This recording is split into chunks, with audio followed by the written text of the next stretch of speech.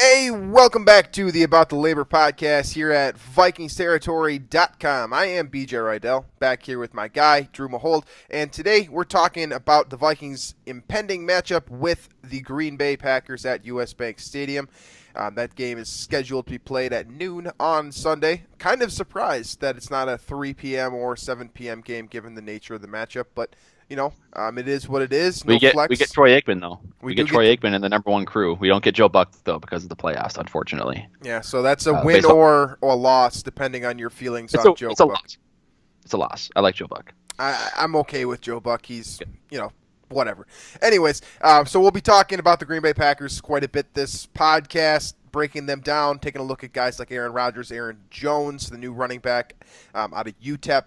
Of course, the receivers, Devontae Adams, Jordy Nelson, and then onto their defensive side, they've got plenty of good players on their side of the ball as well, starting with Mike Daniels. So we'll go through all of those guys.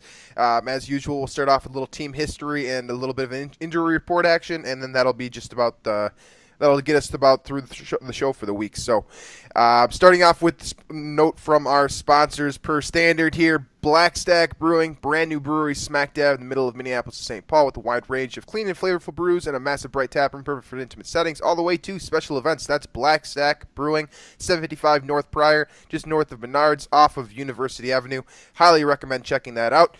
I'm a huge fan of it myself. So let's jump right into some Green Bay Packers Vikings history action. Last year, Vikings were 1-1 against the Packers. Obviously, they had the blowout loss, including the kind of interesting scenario with Terrence Newman and Xavier Rhodes towards the end of the season. But then there's also the highlight reel game of the year, at least for 2016, when the Vikings got their first W at US Bank Stadium, 17-14 over the Packers. One of the more memorable moments for my, Vikings fandom, honestly. The Trey Waynes interception lives in infamy for me. I remember we started talking probably 3 months in advance of that game of just how much is it going to suck when Aaron Rodgers shows up, the Packers get their first W ever at US Bank Stadium, and they get to basically do their whole thing. Oh, yeah, it's Lambeau West. That's Lambeau West, guys. Yeah, I was not excited about that, and to see Trey Waynes step up in a big way, that was absolutely phenomenal. So that's kind of... Especially after getting clocked the entire game. I mean, Rodgers worked him the entire game, and he had penalties, and he had given up long plays, and that was the least likely hero in that situation. I did not expect that at all. I did not either. The Vikings... in their history with Green Bay, with stems way, way back there, right? 60-51-2 in favor of the Green Bay Packers. The Vikings are dropping the overall historic series by about 10 games there. So, the Packers matchup is always a fun one because the history says that we're probably going to lose this game. Everything kind of suggests, when you have Brett Favre as your quarterback, when you have Aaron Rodgers as your quarterback, those guys for basically 2 decades, the Vikings have kind of been expecting, or at least their fans have at least been expecting to lose the vast majority of these games, with exception to the miracle that was Brett Favre in 2009 when he came in and wiped the floor with them. But as a whole, man, I mean, what are your thoughts on your history with the Green Bay Packers and just how the Vikings have fared in those matchups? Are you someone that really gets up for Green Bay Packers week, or is this just another game? I mean, no, it's definitely. I think it's different for Vikings fans, and I think it's a bigger deal for Vikings followers and fans than it is for Packers followers and fans, because they obviously have the Packers-Bears rivalry, which that takes precedent over the Vikings for them. But I mean, it's the biggest rivalry the Vikings have, and it's always, at least the last few years, the games not necessarily have the Vikings won all of them, but I feel like all of them, or a lot of them, have been really entertaining. So I think it's always fun. It's always usually a great game, and there's a great atmosphere to it. So I'm excited. It's a little bit different with Case Keenum this time around in comparison to Sam Bradford, but nonetheless, I believe the atmosphere at the bank should be rocking, and hopefully the defense can perform the way it did last year. Yeah, absolutely. If you hold a team to 14 points, especially a team led by Aaron Rodgers, you should probably win the game. I mean, how many times do we say that every single week on this podcast? If you score less than 20, the Vikings are probably going to have a very good chance to win that football game. So you're absolutely right. The Vikings show up the same way they did Week 2 last year at US Bank Stadium with the crowd, which, like Drew said, should absolutely be phenomenal. I was at the game last year, and it was nuts. Loudest atmosphere that I've been a part of other than a playoff game in my entire life. So it should be a lot of fun, but this is going to be a very difficult matchup per standard. Green Bay Packers are essentially never a slouch. For as long as I've known, the Green Bay Packers have been the team to beat in the NFC North. Obviously, 1998, the Vikings were the team to beat. There have been times, 2009, when the Vikings were the team to beat. But generally speaking, let's just be honest with ourselves. It's hard to admit, but the Packers have been the better team since the basically since the, I guess, 2000 year. At least. And, late 1990s to early 2000s, the Packers have been the better team. Right. And that's just kind of how it is. And that to me almost makes this more fun. If you go into a game as you're supposed to win it, say last week, for example, it's a little bit more nerve-wracking as opposed to being the underdog, especially when you're the underdog at home, which I just love. I think anytime you get two division teams in the building, it's going to be a tight one almost no matter what, but when you're playing at home, it gives a decisive advantage, especially in divisional matchups, I think. So this is a game where on paper it looks like the Packers are the much better team, and I'm completely fine with people having that assessment. But I think this is going to be a much closer game for a variety of different reasons. Many of them we will be exploring throughout the next 45 minutes or so. But just in general, I think that this is going to be a much closer game than at least Green Bay Packers fans are suggesting it might be. I've seen plenty of people already expecting this to be a double-digit blowout, and I disagree. So let's jump into the Green Bay Packers and discuss why this might not be the blowout that Packers fans are expecting here. Obviously, you got to start at the top with the quarterback, Brett Hundley. Aaron Rodgers. That's funny. That's real funny. Yeah, it was planned out. Rodgers is Aaron Rodgers. Drew and I have gone back and forth. I feel like this is always a good week to have this discussion. Drew likes him as the best quarterback in the NFL right now. For me, it's still Tom Brady until proven otherwise. I'm okay with the notion that Rodgers has surpassed Brady in terms of level of performance based off of what we've seen through 5 weeks. But, at the end of the day, none of that really matters a whole lot because Rodgers is really, really good no matter how you look at it. And the Vikings have had a lot of problems with him, too. Primarily with that mobility. I mean, you saw Mitch Trubisky last week being able to roll out of the pocket and extend the play. That's what Rodgers does better than everyone probably that's ever played the game, honestly. Extending the play. He does a lot of things better than anybody else that's ever played the game. Yeah, this is true.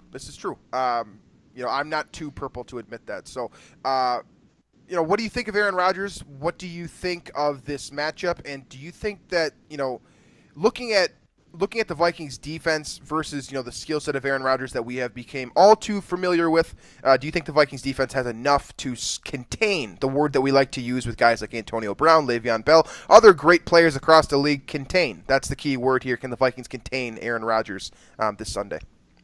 Yes, they can. It's not something that I'm going to bet on, but looking at the past few years, prior to the game at Lambeau last year, Packers had scored 13 and 14 in the last two games against the Vikings defense and against Mike Zimmer. Rodgers has struggled and a few times with Mike Zimmer, and that does go back to, I think, their one matchup in 2013 when he was defensive coordinator for Cincinnati. So it's not like Rodgers is invincible. His level of play does take a step down against the Vikings, but that doesn't mean he's still elite. He'll still make those plays that make your jaw drop to the floor. It's just about containing them and limiting them in quantity. I think Vikings have the personnel to do that, and I think it's about staying disciplined when you're rushing the passer, not giving him those lanes out of the pocket.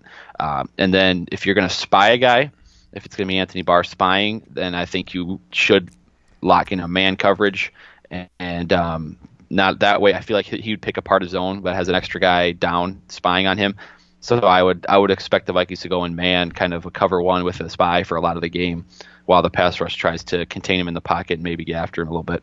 Yeah, so we didn't talk about the injury report specifically, but the Vikings do have a couple of defensive players that are questionable, or let's just put it this way: their status for Sunday is, at this point, recording on Thursday afternoon, up in the air. Who are these defensive players, and do we care? Yeah. I guess. Well, Sendejo did not practice Wednesday or Thursday. Injured Sendejo, so that's probably the biggest concern defensively. But Tom Johnson and Eric Kendricks were limited, so those are your other, defensive players that have some doubt to their status. But the defensive side of the ball seems fine. Offensively for the Packers, both of their starting tackles were limited the last 2 practices, and they've had injuries last few weeks here. So that's going to be the big concern for them. It looks like Ty Montgomery, Jordy Nelson, all those guys are going to be a full go on that offense. Devontae Adams is not even on listed on the injury report after that brutal hit he took against the Bears. So Packers will pretty much be full go as long as those tackles play. I believe that the inclination is that they will. So that'll be a big boost for them. And the Bakhtiari Griffin matchup, and then the Balaga Daniil Hunter matchup will both be really fun to watch, as they I think those 2 matchups will be pretty key in the result of this game. Yeah, absolutely. You look at the defensive players that you just talked about that are going to be missing this game. You got one from each level and a starter from each level. I shouldn't say missing this game. Their status is up in the air, I should say. Guys that have been limited in practice this week. Each one of those players is by no means, the most important player even on their level of the defense, but all 3 of those guys can have an impact here. The interior pass rush that Tom Johnson has been getting as of late has been a difference maker for the Vikings. You just talked about the matchups against the bookends. In the interior, you got Corey Linsley, who's a very talented center. The Vikings are going to need to be at full mass when they're going up against that offensive line, which typically is very, very good. When Brian Balaga and David Bakhtiari are both in there, Rodgers has enough time in the pocket to go through reads and make a decision, as opposed to what he's so good at in extending the play. And that combination is what really makes this trouble. That's why you have to spy the quarterback. And if Anthony Barr is doing that, as Drew suggested, it could also be Eric Kendricks, who, as Drew also just said, has been limited in practice, and that's kind of a big blow. If he were to miss this game, that would be a big blow, considering what they like to do with their running backs. Ty Montgomery, being a former wide receiver, runs incredible routes. You need to have a linebacker that is athletic and being able to follow him if he comes out of the backfield. Aaron Jones out of UTEP, our guy Adam Warwis from VT, who's a big fan of him, I know. He's a multi-dimensional back as well. So you got to have, you need to be at full strength for this matchup. And Kendricks, Sendejo, and Tom Johnson may not be, superstars on this defense, or at least not yet. But each one of them plays a very important role in slowing down this offense, which is virtually all that Green Bay has at this point in their franchise. Yeah, we can take a look at this defense now because the Packers, their injury report, for one thing, does have a lot of names on it. Kevin King, was he a first round pick, Kevin King, or was he early second round? Okay. Packers cornerback, I think he's their number 1 corner right now, Kevin King. He does not appear to be a go on Sunday. He's missed the last 2 practices, as has Joe Thomas, linebacker, as has Morgan Burnett, as has Ahmad Brooks. That's 4 guys that play key roles that likely will be out. So this defense is already not great. And then you combine that with several missing players, and this is a defense that Case Keenum and Latavius Murray and Jerick McKinnon should be able to take advantage of, because we know Stephon Diggs and Adam Thielen could probably do their part against these corners of who's that, Devon House and Demarius Randall or whoever it's going to be. We understand that. We saw Diggs destroy Demarius Randall last year, and we saw Thielen do the same in Week 16. So we get that. It's just going to be about, can Case Keenum hold up his end? Can the Murray, McKinnon, Thunder, and Lightning combo hold up their end on the ground? And can this offensive line perform against Mike Daniels, Clay Matthews, that crew? And I think the matchups favor Minnesota here, but it's going to be about, I think, the trenches here to kind of make the difference. And I think Green Bay does have a chance there, but if the Vikings offensive line can make it easier for Keenum and the running game, I think the Vikings offense can put up at least that 20-point threshold. That's kind of been very important for the Vikings last few years. Absolutely. And you look at the Vikings injury report as well. Stevan Diggs is on there. I believe he's limited, but he also said in an interview earlier this week that he fully 100% intends to play against the Packers, which is it's nice to know that early in the week. And Mike Zimmer not trying to do one of his standard cover-ups as he has in the past, basically to mess with the opposing staff. And while I agree, I like the nature of that kind of way of playing the game. I also do like knowing that the Vikings' number one receiver, or at least their 1A, if you consider Adam Thielen a 1B to Stevan Diggs, will be in there on Sunday, despite what the injury report may suggest. So that is good to know. As Drew already suggested, Demarius Randall has not been great. He's had some highlight reel moments in his career to date, but I feel like he's kind of Trey Waynesy, right? He gets burned a ton. He is a little bit. But he'll also make that crazy interception. That's kind of the guy that he has been. So he's a playmaker that also gets burned. He's like a Marcus Peters if Marcus Peters failed more. That's kind of what Demarius Randall is to me, at least. Quentin Rollins is the slot cornerback. Primarily, he has been awful since he got to the NFL, and that's a guy that I really liked coming out too. But he will probably be manning the slot here, and that's against Adam Thielen. That's a real problem for them. So you look at those primary matchups: Demarius Randall, Stevan Diggs, and then Quentin Rollins and Adam Thielen. Or if that's Devon House, if he shifts to the inside, that could be the case as well. Either way, I like the Vikings wide receiver matchups. And that leaves whoever the third receiver is, when the Vikings line up in three receiver sets, out on an island with someone that they should probably have a physical advantage against, for sure. It's a number 3 cornerback. Generally, those guys are going to be pretty small. Devon House, Demarius Randall, Quentin Rollins, all three of those guys are, relatively speaking, undersized cornerbacks that Michael Floyd or Laquan Treadwell should have an advantage against. So, you look at all these matchups across the board here. We've simplified it a little bit and condensed it into about 5 minutes here, but you look at it across the board, and it seems like the Vikings have a ton of individual matchups favoring them, right? Yeah, you hope they go with a lot of man coverage, I think. Right. I mean, they do a lot of zone blitz stuff, but if they can, I think you try and take advantage of when they are in man coverage, if you get the chance to. Because I'm giving these matchups here, and as long as Diggs is healthy, which, by the way, I'm going to bring this up because I found the stat. Last year in 8 games that he wasn't on the injury report, which is in 2016, he had averaged over 8 catches, over 91 yards per game, and then 0.25 touchdowns, but over 8 catches and over 91 yards a game when he was not on the injury report. And then if you add in his numbers this year, the game against the Saints and the game against the Bucs especially, those numbers are probably higher. So that's when he's not on the injury report, but he's obviously going to be on it this week. So and his career numbers have dipped significantly, so we'll see how that impacts him. But I still like him to win a matchup against Randall or House. Yeah, I do too. The other thing about Stevan Diggs is that he brings out tends to bring his best game to NFC North matchups. I think I've talked about this far too many times, and I think I'm honestly the only one that brings this up every time, is that he scores the vast majority of his touchdowns against NFC North teams. I know that he didn't score last week against Chicago. It's actually a pretty pedestrian game. Granted, he was out with an ankle. I believe was a groin injury last week or hamstring? One of those. It was a groin that he suffered during the game. Yeah. And then he kind of went off and on out of the game. So right. So it's understandable why he didn't really show out last week against Chicago. Also, the Vikings were not on offense for, a considerable amount of passing snaps. Let's put it that way. The Vikings played fairly management offense. I hate when people call quarterbacks game managers because every quarterback is a game manager, but that's kind of what the Vikings did. They were very, very vanilla with their offense. Conservative, which I think the Bears kind of dictated that, but yeah. Yeah. So you look at that and you think about the fact that Stevan Diggs has been so big against the Packers, Bears, and Lions. That's really nice to know.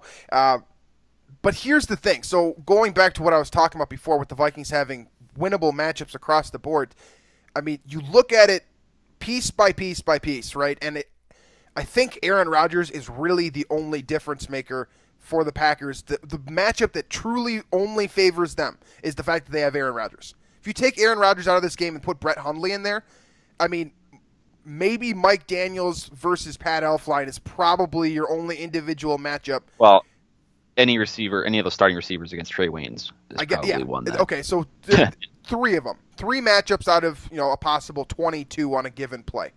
That's not bad. It's not bad. So the Vikings, I think the Vikings are the more complete roster here. Now, does that suggest? Now, am I suggesting that the Vikings are the better team? No, I'm telling you that the Vikings have the more complete roster, and basically this game could come down to coaching because you have more assets. When you have more assets, it becomes more about coaching than anything. So if the Vikings are able to call, Mike Zimmer is able to call a good defensive strategy. The Vikings are able to execute on the defensive end. Xavier Rhodes does his thing. Harrison Smith does his thing. Trey Waynes does his thing. The Vikings should be in a pretty good position. Do you want him to do his thing, or are you referring to his thing being the interception last year? Trey Waynes' thing for me is to get shelled for 3 quarters and then get an interception. That's what he's done. Like that's the most notable Trey Waynes description, right? That's who he has been in the NFL, is that he has been roller coaster. He'll have really, really poor games, and then he'll show up in Seattle and have one of the best games of his life. He'll play horrible for 3 quarters against Green Bay, and then he'll get the most critical interception probably of Mike Zimmer's tenure.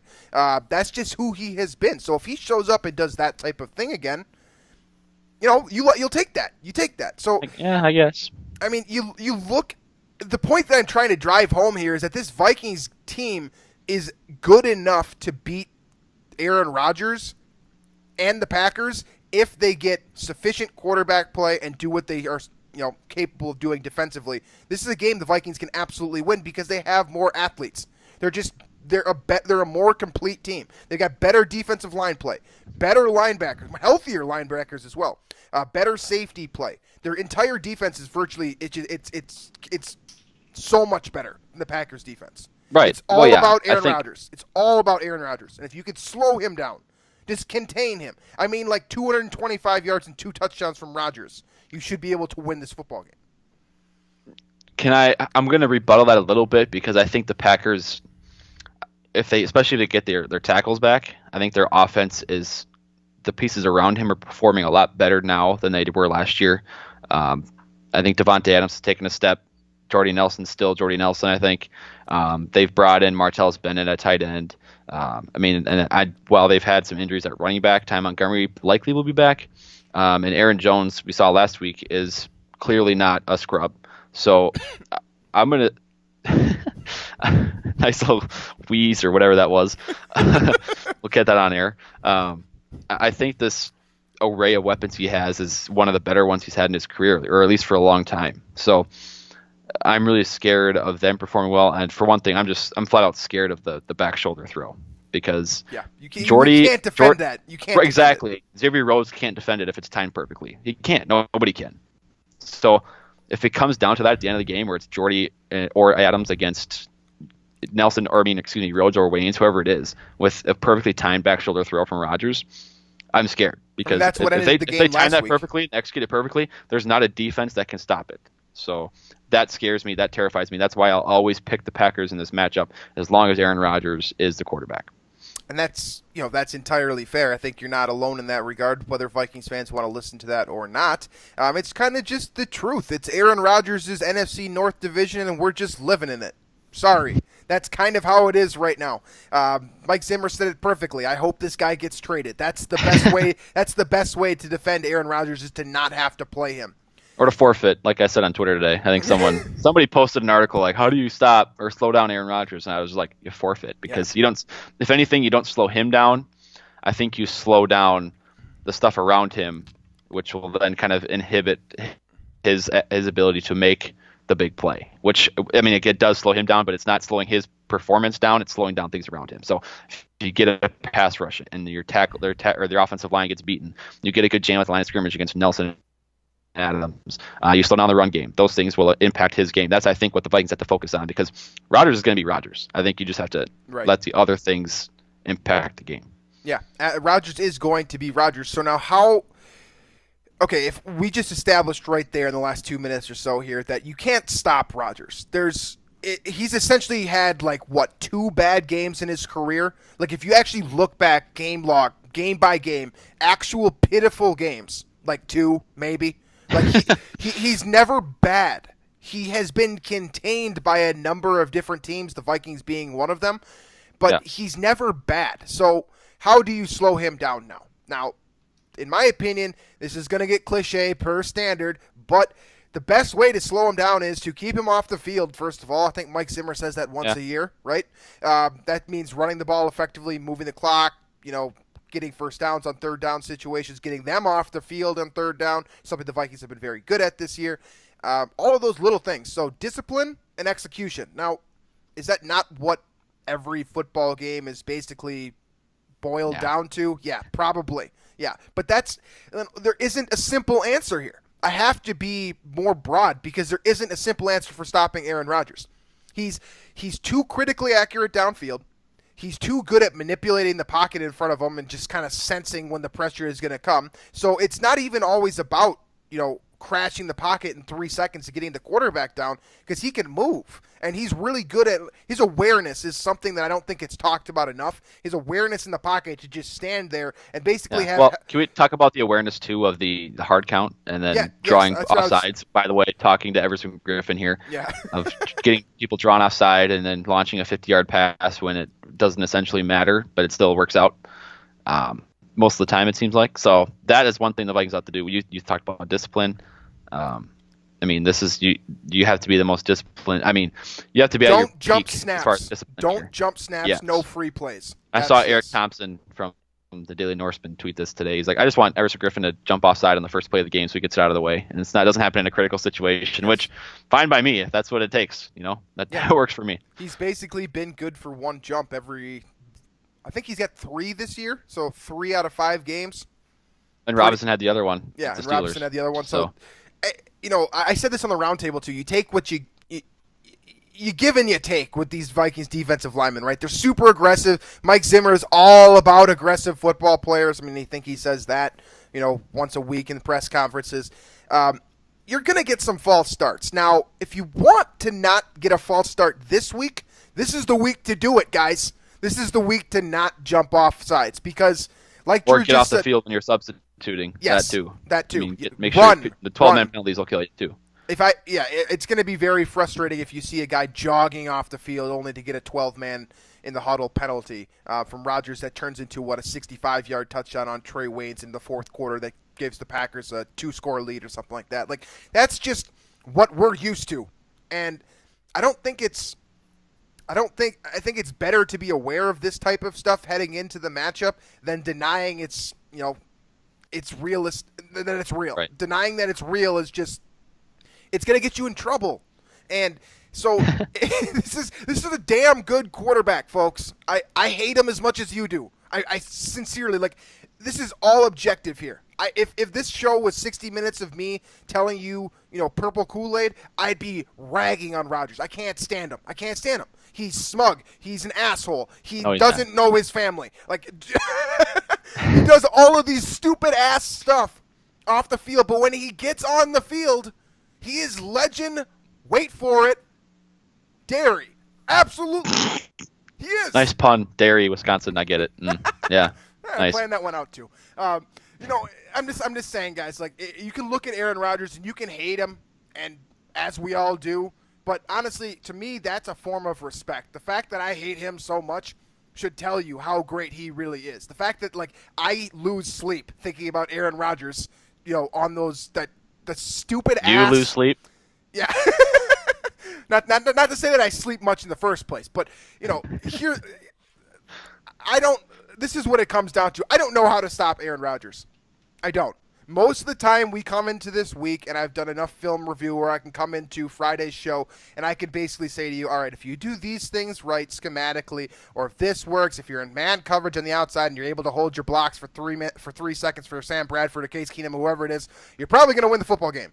But with Aaron Rodgers, I can say be disciplined. It changes it completely because you can't solidify confidently say one thing or the other will lead to a victory with the Packers. I think you can say that with a bunch of other teams in this league, but when you have Aaron Rodgers on the other side and the guy can drop 21 on you in 5 minutes. You just never know. Yeah, and you have to play again, like you said. Your defense has to be so freaking disciplined. And you mentioned how aggressive Everson Griffin, Daniil Hunter, and these guys are on the outside. They're Rushing coached. They're literally Anthony Barr coached too, to be that way. Like it's to not be just aggressive, it's but not just inherent, that can but hurt you. yeah. That can hurt you Oh, yeah. against Aaron Rodgers and mobile quarterbacks in general. We saw last year. Dak Prescott had so many, long runs. It's going to be a problem. I think Aaron Rodgers scored a touchdown last year on the ground. So, and we saw what he did against the Cowboys last week, keeping him in the pocket where I believe he might be even less comfortable than he is outside the pocket. Sure seems that way sometimes. Yeah. Where do these throws interception to Trey Waynes? Where is he from? Pocket? Yeah. He's in the pocket. So that's the best bet I think you have. But that's the thing. It's not like that will stop him, but that's probably the best bet is to try and keep him in the pocket and trust your man coverage, which is kind of cringy to say with Wayne on the outside against either Adams or Nelson, but that's what you have to do. For what it's worth with Waynes, and I know Luke Inman, I got to give him credit for this. He says this probably every week, if not more frequently. Trey Waynes is always in the right spot. It's just a matter of getting his head around and making the play. He's been that guy in the NFL virtually his entire career. That's the thing, though. You kill yourself. I mean, let's say the timing is slightly off on a back shoulder throw between Adams and Nelson. Yeah. Or, Rodgers and Nelson or Adams. But then the best way to defend it is to have your head turned around so you can knock the ball out of the player's hands. But Wayne's head is not, he can't see the ball. So the receiver can adjust without really any problem.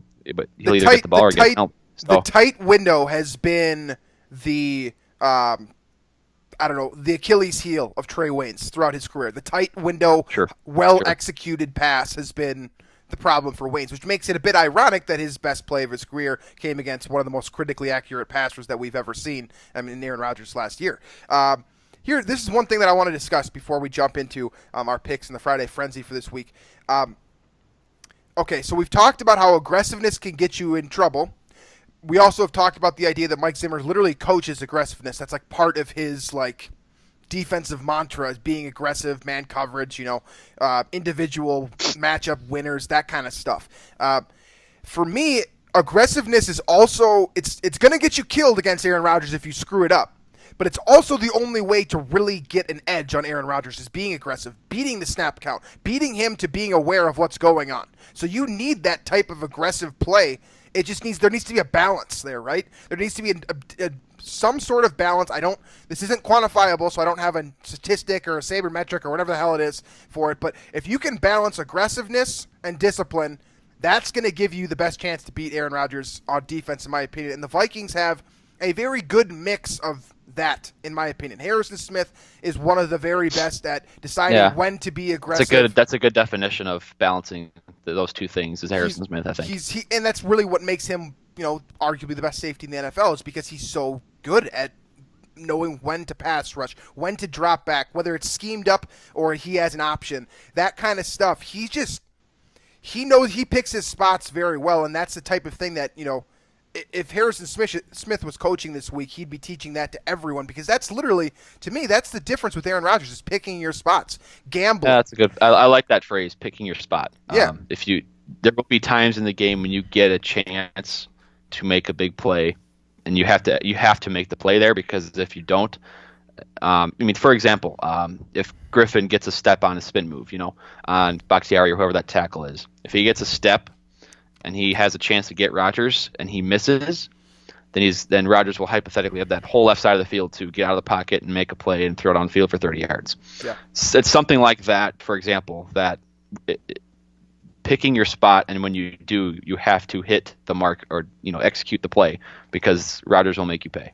Yeah, absolutely. Okay, so Aaron Rodgers isn't the only player on the team. It seems like he is sometimes, but he isn't. Essentially, he is. Yeah. Essentially. Pretty much. But let's talk about a couple of those individuals on the defensive side of the ball since we haven't spent that much time with them.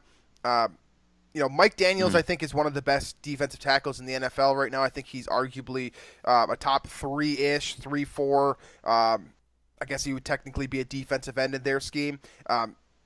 absolutely outstanding player. So you've got him on your front lines, and then you've got Clinton Dix and Morgan Burnett, who's kind of a rangy floater safety. He's a bit of a money backer if he plays. If Burnett plays, otherwise it's going to be who Kentrell Bryce, I think it is.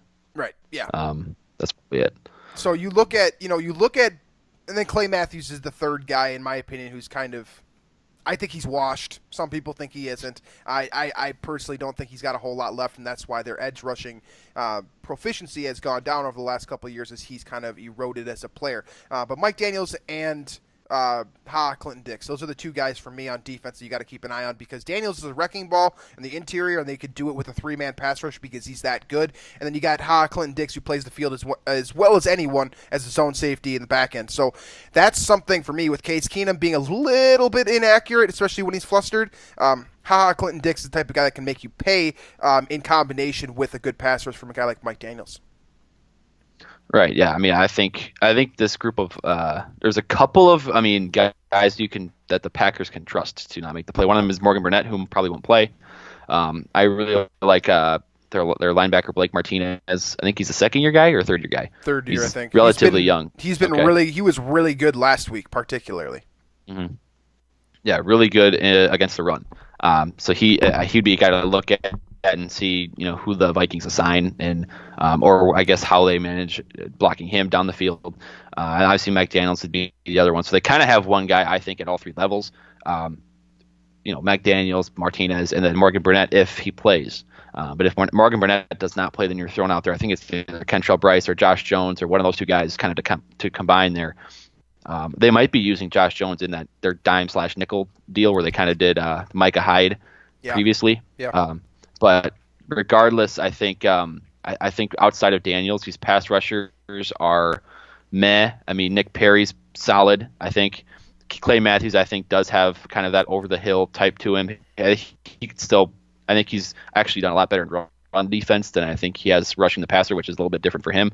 But then, outside of that, I think it's really this offensive line should, if it performs at the level it has for this season, should have a pretty solid day in protecting Case Keenum, and then at least getting some sort of a competent run game going. And from there, I think this offense could put up that threshold of 20 points, 24 points, whatever it takes. I just think it's going to be how many plays does Aaron Rodgers make when the Vikings get aggressive and don't make that play, enabling Rodgers to have that opportunity. Really, it's about how well Rodgers plays and how well the Vikings take away his opportunities. Honestly, you look at this game, and it really comes down to, the MO of both teams. Mike Zimmer's teams are defensive football teams that try to run the ball and run out the clock and blah, blah, blah. This gets said all the time. But that's what Mike Zimmer football teams are. And this is a very good Mike Zimmer defense. This is one of the better additions, in my opinion. And then you've got the Packers, who have always been, since Brett Favre has been around at least, a vertical offense that, has kind of turned receivers into being good receivers, sort of. I know that Jordy Nelson. I agree with that. I know that Jordy Nelson was a second-round pick out of Kansas State. I know that he had a lot of talent, but he became an elite receiver with Aaron Rodgers at the helm. You look at Greg Jennings when Brett Favre was around, or when Aaron Rodgers was around. Either one. Look at who led the league in touchdown receptions last year. Devontae Adams. Yeah.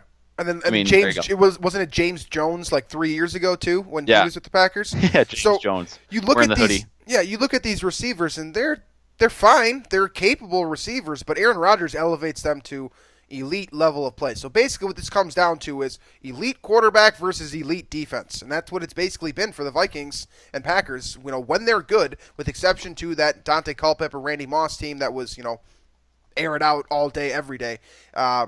This is going to be a kind of a standard from what we've come to expect. The Vikings need to play good defense to win.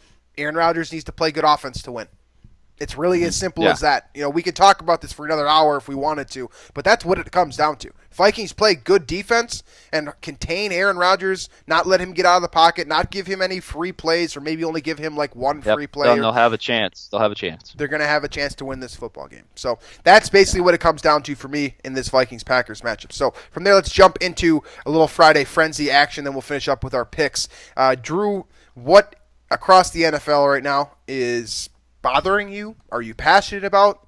What is it that's caught your eye this week? Can I talk about injuries? Yeah. Because I feel like there's been a lot of superstar players that have gone down with season-ending injuries, and it's kind of sad. First of all, the Giants, their entire receiving core is gone. They started the year with possibly the best trio in the league: Odell Beckham, Brandon Marshall, Sterling Shepard, and all of them, I believe, are gone for the season. Shepard might be back soon, but I know for sure Odell Beckham and Brandon Marshall, or as PFT commenter likes to call him, 0-5 Del Beckham Jr.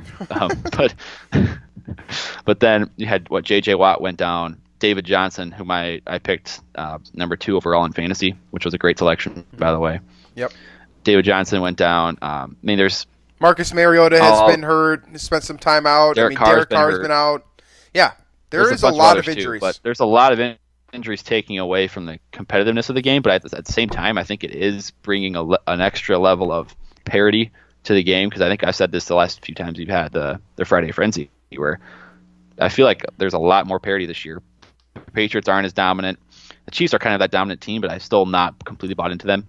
Because I remember a team last year that was 5-0 after being the Texans that kind of collapsed. Yeah. But anyway, I think the NFC especially now with Ezekiel Elliott going out for 6 weeks, that suspension, it's going to get competitive, and I think injuries have a lot to do with it.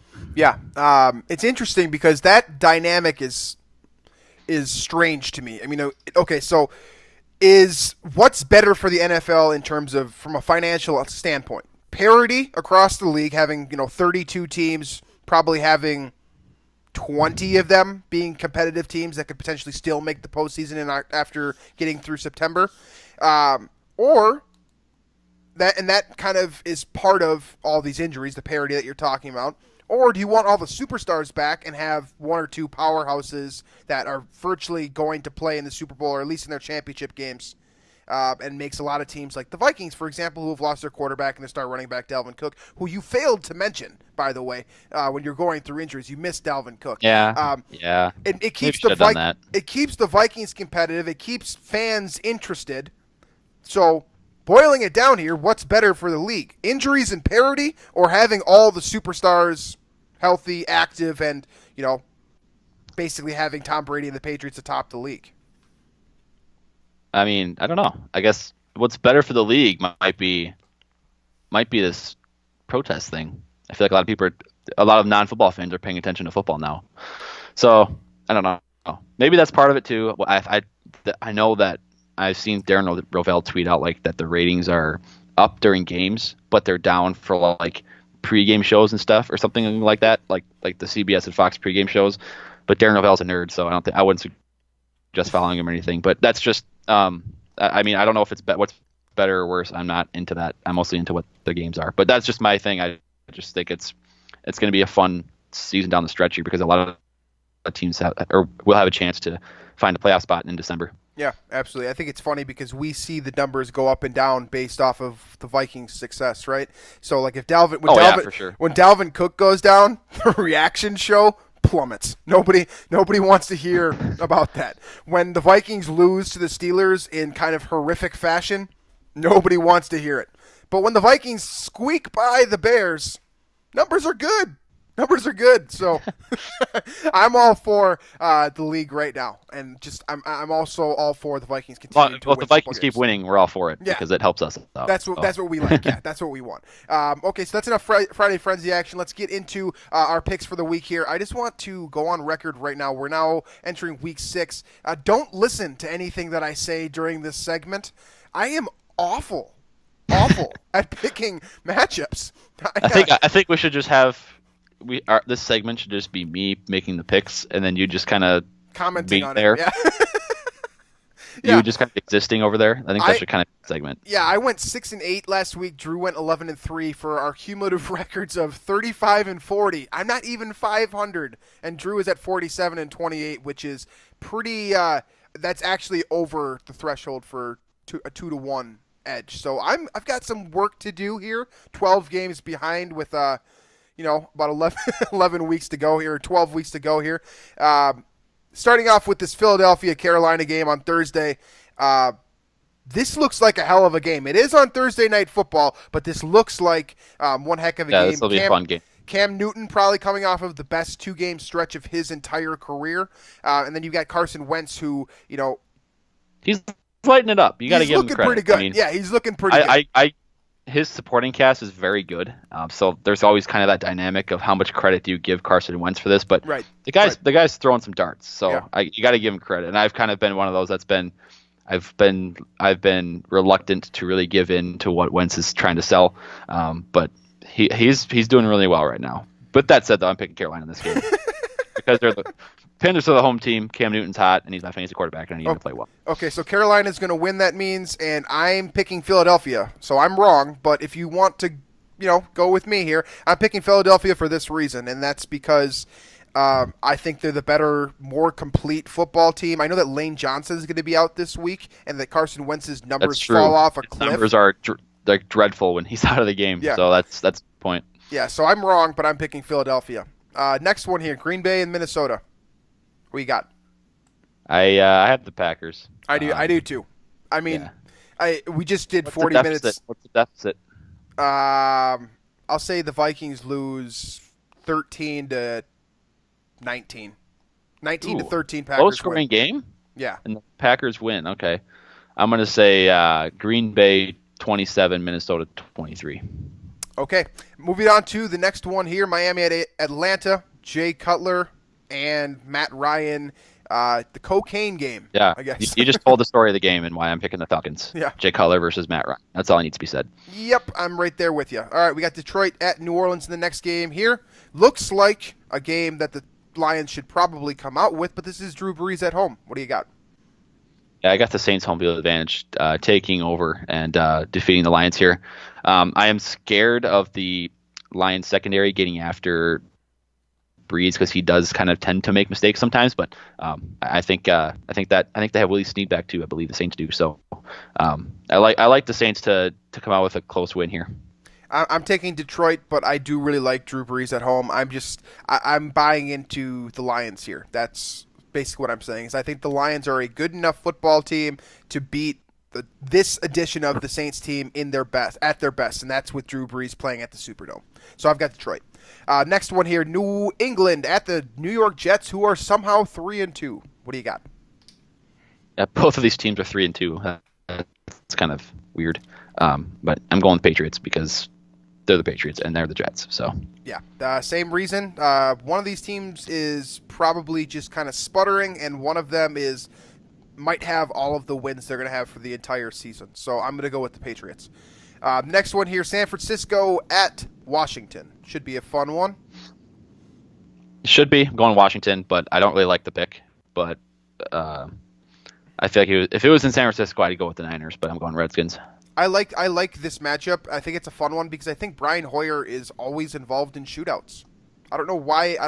He's a shootout quarterback. He wins a lot of games or plays in a lot of games that get up into he'll make like a he's like type of quarterback that throws a touchdown pass with a minute and a half left to tie the game. And everybody's like, "Oh wow, what a play by Brian Hoyer!" And then his team loses by giving up a field goal at the end, and then he kind of doesn't really get credit for how well he plays sometimes. Yeah, and Washington's defense is a lot better than I think is advertised, so I've got Washington in this one as well.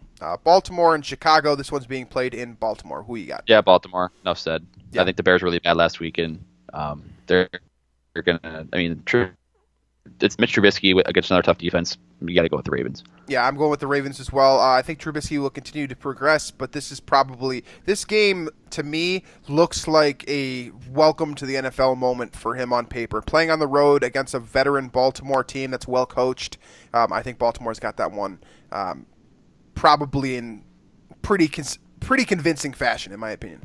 On to the next one here, Cleveland. Deshaun Kaiser and Kevin Hogan, which one will it be? Against rookie phenom Deshaun Watson. Who would have ever thought that Deshaun Watson was the best quarterback in this class? Yeah, really. Wow, this is shocking development here.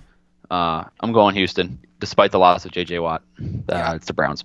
Yeah, they lost Whitney Merciless last week, too. That's true. I feel, Houston has. I feel bad for them. They're looking forward to basketball season, in my opinion. Just because, I know Deshaun Watson is awesome. I expected him to be that way. I think both of us did, honestly. But you can't. This has been a defense first team, even with Bill O'Brien at the helm. They've been winning football games with J.J. Watt, Whitney Merciless, Jadeveon Clowney, all these, Jonathan Joseph on the back end. A lot of really good players on that team. But they're playing, against a good offense. They don't have enough defensive pieces with those two key pass rushers out now. But thankfully, Cleveland is not one of those good offensive teams. I expect Houston to win in a blowout. Next one here, Tampa Bay. Jameis Winston heads to Arizona to face 57-year-old Carson Palmer and Adrian Peterson, the new number 23 Cardinal. Who you got?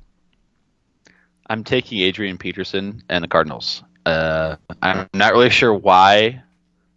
Basically because the Cardinals are at home, but I don't know. I haven't bought into Tampa Bay yet, even though before the season I picked them to win that division. I don't know. Just give me the Cardinals. Let's move on. I'm taking Tampa Bay because I think that they're younger, faster. They play. I think they care more. Honestly, I think this Tampa Bay Are they still as hurt as they were against the Vikings? Not as hurt, but still kind of hurt. In my opinion, they have Jameis Winston and Mike Evans, and that's probably enough to beat this Arizona team. That's pretty. Ooh, Evans against Patrick Peterson should be a fun matchup for sure. Absolutely.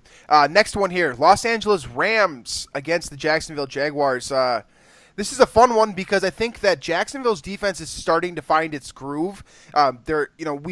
Last year, I think a lot of people, primarily Jacksonville Jaguars fans, who I feel horrible for because I feel like ever since Byron Leftwich and the Jacksonville Jaguars are the 2012 Minnesota Vikings.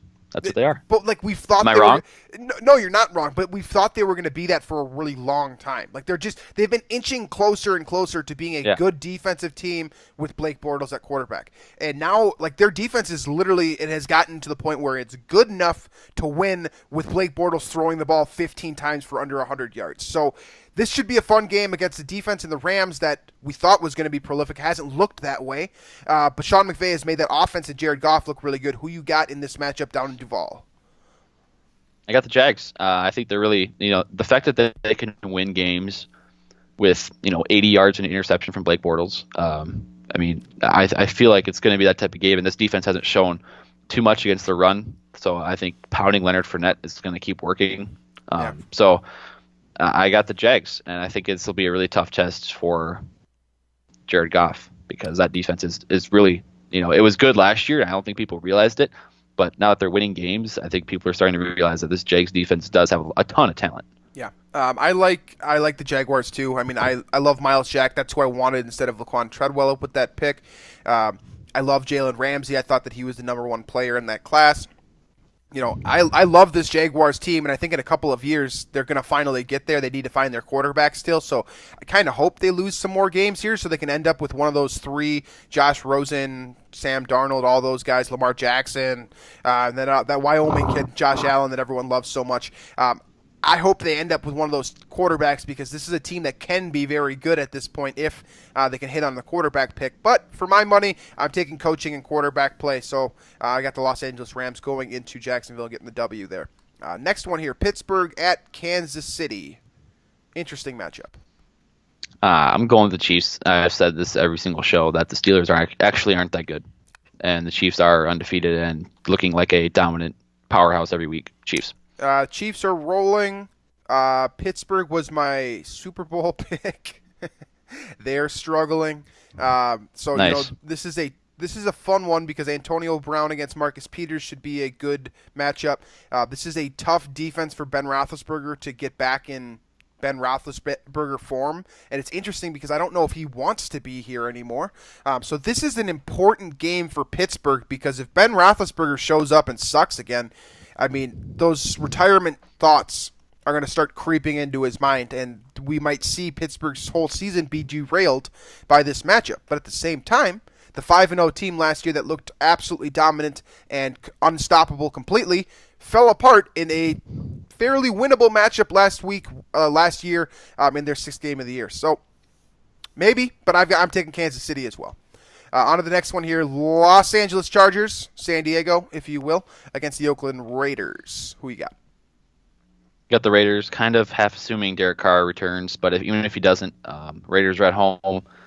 I still don't believe in the Chargers, so give me the Raiders. There's no reason to believe in the Chargers, but I also don't believe in Oakland. So I'm going with the Chargers. I'm going with Phillip Rivers. I think Drew says this pretty much every week, but San Diego, Los Angeles, whatever you want to call them, they seem to win a fluky game that they shouldn't win every year, and the divisional matchup in Oakland seems like a good time to get one of those fluky, weird wins, especially with Oakland being kind of down on their luck right now. Next one here, second to last game of the week, New York Giants at Denver Broncos. Denver Giants are toast. Yeah, Give me the Broncos. This one sounded like a great matchup at the beginning of the year. I think why it's on Sunday night. Yeah, I think a lot of people probably expected this, to be a matchup between 2 3-2 teams or a pair of 4-1 teams. Same with the Monday night game too. Yeah, something like that. We expected this matchup to be a lot better than it is, but it sucks and Denver's going to roll. That's my expectation. Indianapolis and Tennessee on Monday night. Andrew Luck and Marcus Mariota both may not play in this game. Matt Castle, Jacoby Brissett. Yeah. Monday night showdown. Yeah. Who you got? I guess I'm taking the Titans, but I'm not confident in either team here. I'm just taking the home team because that's my only analysis for this. So, yeah, there's no right answer to this matchup. This is just going to be a toss-up game that I may or may not watch, and I almost always watch Monday Night Football. But this is a this is a brutal football game. I'm going to take Tennessee as well because they're the more complete roster, and as Drew always says, Andrew Luck is the only good football player on Indianapolis, with exception to maybe Malik Hooker, who's looked pretty good as a rookie. But that's pretty much it for Indianapolis. So I've got Tennessee, and that rounds out our picks for the week. So as always, trust Drew and do not trust me because I'm awful at it and he's doing pretty well. That is the conclusion of our show for the week. As always, you can find us on Twitter at VikingsATL Pod. You can find us on iTunes, Stitcher, Google Play, YouTube. Subscribe if you're watching this right now to get more great Vikings Territory content. I know Sam Newman just dropped his bump and run for the week and it's absolutely phenomenal on Case Keenum. Yep. Go watch that right now. Yeah, go watch that right now that you're finished with this. Should be right below here if you're on YouTube, actually. So that's it. We will see you for the pregame show at 11 a.m. sharp on Sunday to break down some Packers-Vikings film and go a little bit more in-depth with the preview and be back with our rapid reaction on Monday. So as always, thanks for listening, folks, and we will see you later on this week.